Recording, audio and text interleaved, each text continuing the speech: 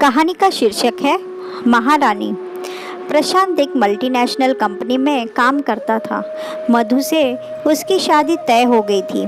वह भी टीसीएस में काम करती थी। घर की बड़ी लड़की थी।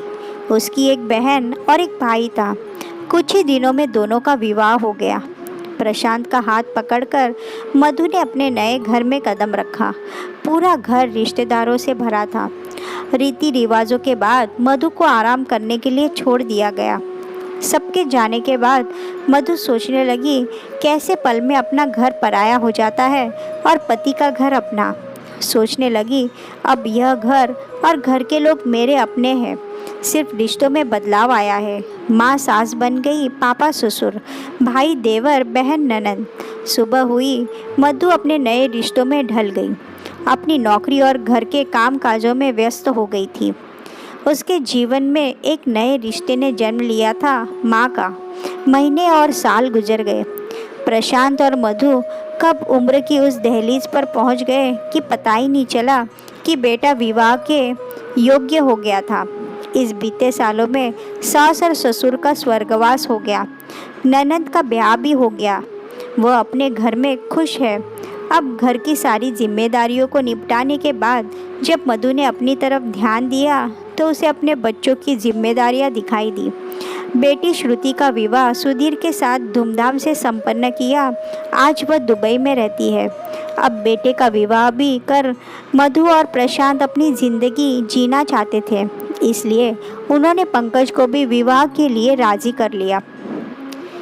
एक दिन पंकज मधु के पास बैठकर कहने लगा, माँ आपसे कुछ कहना है। क्या है बेटा? माँ, मैं आप लोगों के साथ ही रहना चाहता हूँ। मुझे बाहर नहीं जाना है।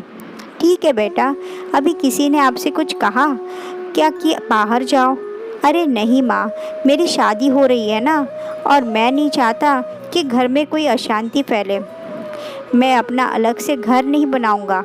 माँ, आप लोगों के बिना मेरा जीवन सूना है, इसलिए आप बहू के आने के बाद क्या करेंगी, कैसे संभालेंगी मुझे नहीं पता, पर घर में शांति चाहिए कहकर चला गया।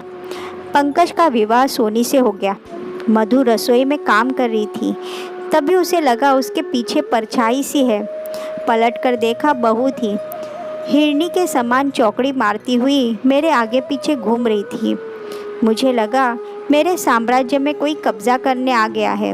उसने कहा, माँ मैं सब काम कर देती हूँ, आप रहने दीजिए। दिल धक से रह गया। मुझे मेरे राज्य से बाहर जाना पड़ेगा।